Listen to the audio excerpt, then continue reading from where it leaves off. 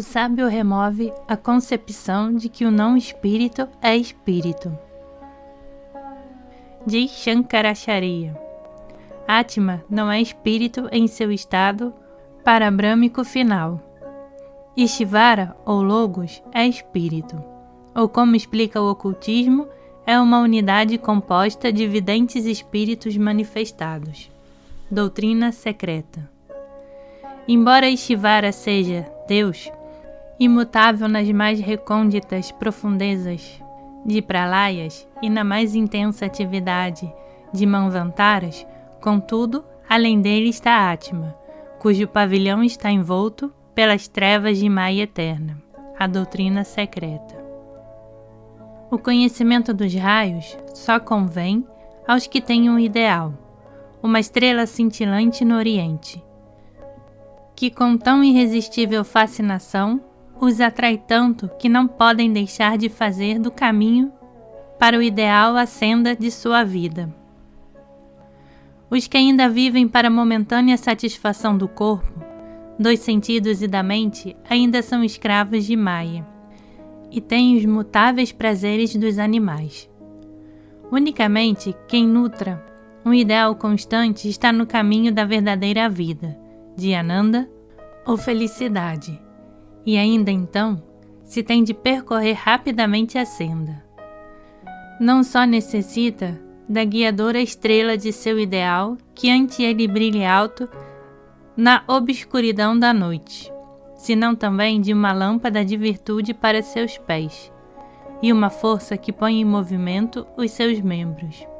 Mais ainda, para trilhar velozmente a senda, deve determinar a estrela a que há de seguir, e que virtude e força tem de ser as suas, isto é, tem de conhecer seu próprio raio. Isto só é possível quando sua conduta é dirigida do interior. Dias atrás observava eu 2 xadrezistas.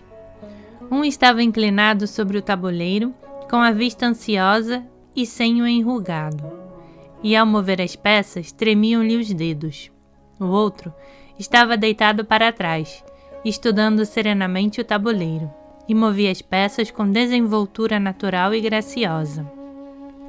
Quem a nele trilhar a senda da felicidade tem de compreender que a vida se assemelha ao jogo de xadrez e está no ponto de coincidência dos 2 mundos. Chamarei meu mundo o lugar onde me encontro com o mundo exterior. Não é meu mundo todo este exterior, senão tão só uma parte dele, onde está em marcha o meu jogo, onde as coisas me tocam e comovem por meio dos sentidos, e eu influo nelas por meio do pensamento. Muitas coisas há no tempo e no espaço, com as quais não me porei em contato no transcurso do presente jogo, e outras muitas coisas há fora de meu alcance. Mas seguramente há uma esfera ou região que é meu mundo, grande ou pequeno, segundo a amplitude com que vim ao mundo e o tomei em minhas mãos, intervindo no jogo da vida por meio dos sentidos de percepção. Úteis são todas as peças do xadrez do mundo: rei, rainha, bispos, cavalos, torres e peões. Isto é, a família, a riqueza, a fama, os amigos, os negócios e ainda o corpo com suas qualidades de saúde, força e vigor, com seu cérebro e sentidos, e seus hábitos físicos, emocionais e mentais. O jogo prossegue para cada qual em seu mundo, no ponto de encontro do eu interno com o mundo exterior. No princípio, a posição nos parece segura, mas ao fazer um movimento para acrescentar nossos poderes ou desfrutá-los, ficamos expostos ao ataque.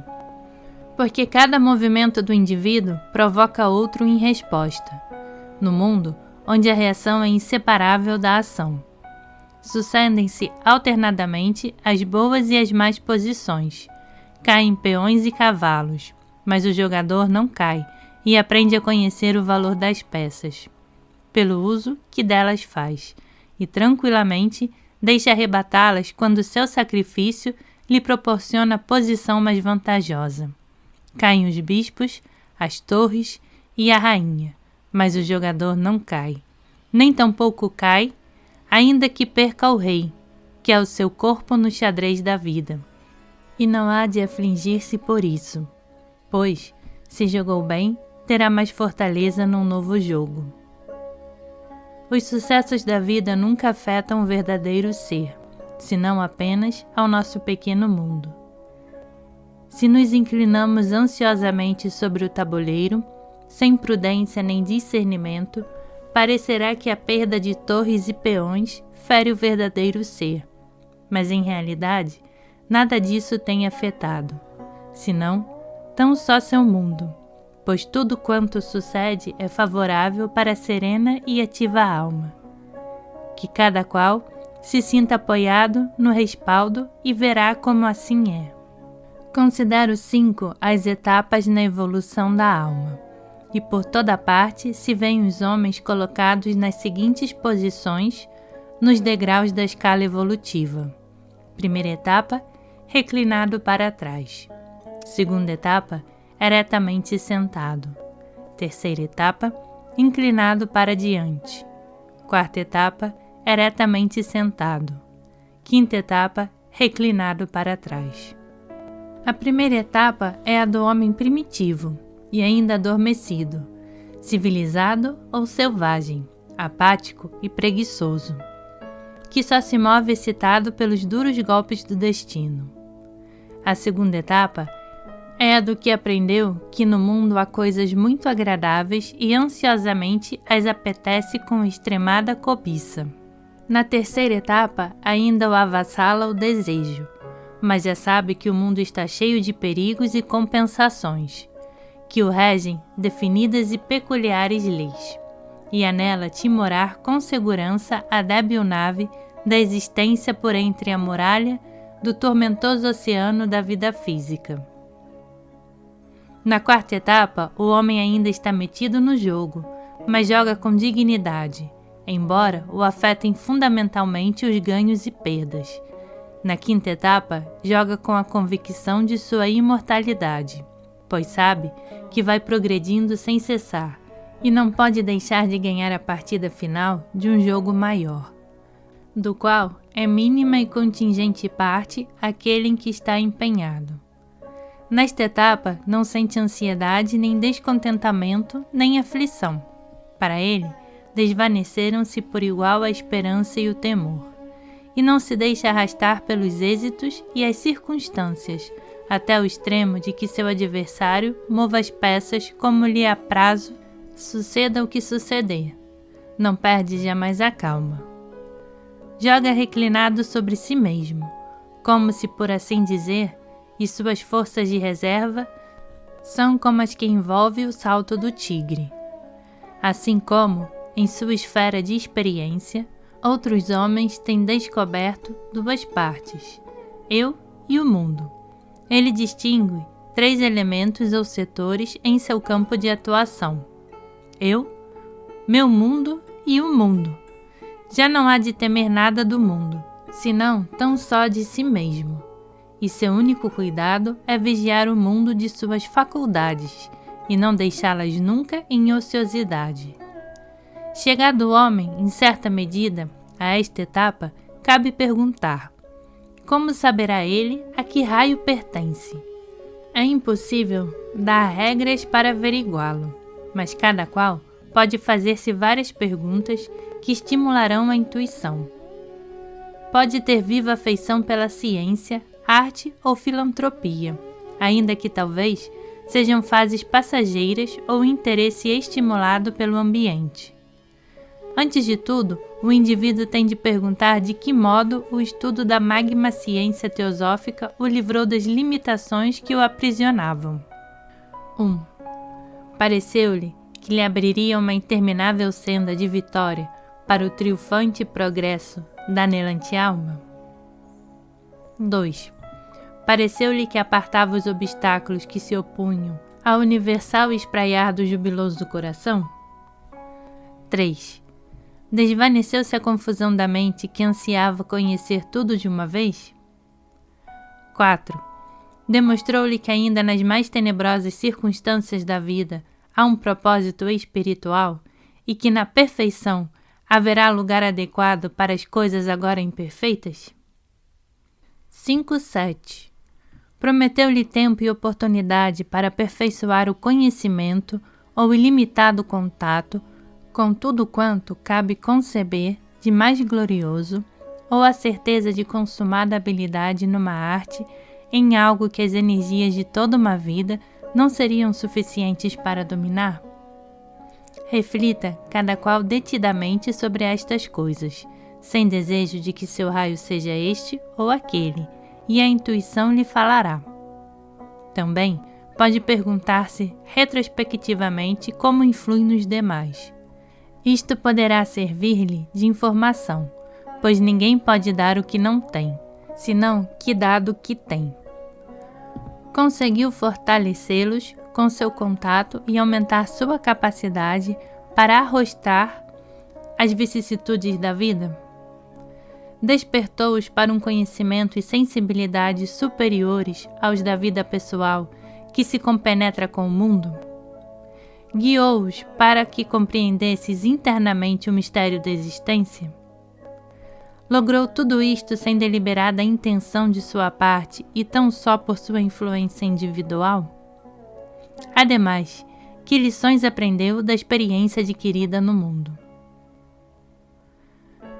Movido o indivíduo pelas claras e definidas lições da experiência, quiçá, ao agir lhe tenha acudido à memória o seu passado. Mas se o mundo lhe pôs generosamente as coisas para que as escolhesse e as considerasse, acaso tenha invertido o procedimento? Sobretudo, qual é o seu mais íntimo e profundo anelo? Que exclua ou prescinda de todos os seus desejos e pergunte a si mesmo o que é que realmente anela, e não aceite nenhuma resposta superficial, senão que se pergunte por que a dá e qual é o profundo anelo que ainda lhe subsiste. A preferência ou repugnância, ou o passageiro capricho por algum dos raios, lhe falseará a visão da verdade. Há de estar disposto a aceitar o que a intuição lhe manifestar, e nunca esperar que sua resposta seja esta ou aquela. Ademais, pode o indivíduo restringir o campo de investigações considerando as 3 faculdades da mente, para ver qual é a que mais influi em suas resoluções e excita mais a atividade das outras. Anela conhecimento e poderio pelo amor que o move a servir a Deus e auxiliar o próximo? Deseja a companhia dos demais e as oportunidades da vida para melhor compreensão e entendimento? Ou é acaso o vigor do eu, que, aneloso de viver plenamente, se arroja às contendas da vida? Que o indivíduo tome por pedra de toque os seus fracassos. Há 3 leis espirituais às quais nenhum homem íntegro deve desobedecer. Há de exercitar diligentemente suas faculdades. Há de ser sincero consigo mesmo e com os demais, e há de estar cheio de amor. Se aspira ao superior, não tem escusa nem justificação que sacrifique um desses 3 princípios em favor de alguém nos conflitos do dever na vida prática, ainda que na certa o sacrificasse alguma vez, mas sempre menos segundo o tempo passe. Que sacrificou no passado? Foi insincero ao ser bondoso? Ocasionou dor por ser fiel à verdade? Fraquejou na verdade ou no amor ao fazer algo que considerava de vital importância para o êxito? O princípio que manteve com maior firmeza pode indicar o raio a que pertence. Todavia, todas estas coisas são de auxílio incerto, porque do interior há de brotar o conhecimento do raio. Também é necessário, neste esforço para discernir o raio, não fazer comparação entre si e os demais indivíduos. Pode suceder que um seja de compreensão muito mais débil que o outro a quem conheça, e, contudo, que a compreensão seja o rasgo mais assinalado de seu caráter, porque os outros princípios são ainda mais débeis. Também pode suceder que o raio de um indivíduo seja o do amor, e não obstante, que tenha vontade mais firme do que outro indivíduo pertencente ao primeiro raio. A questão não está em comparar-se com outra pessoa, senão em conhecer qual princípio governa as forças da alma. O homem perfeito no mais débil desses princípios é tão forte como o homem ainda imperfeito no mais vigoroso dos seus, porque realizou em todos eles tudo quanto é possível realizar um ser vivente em forma humana.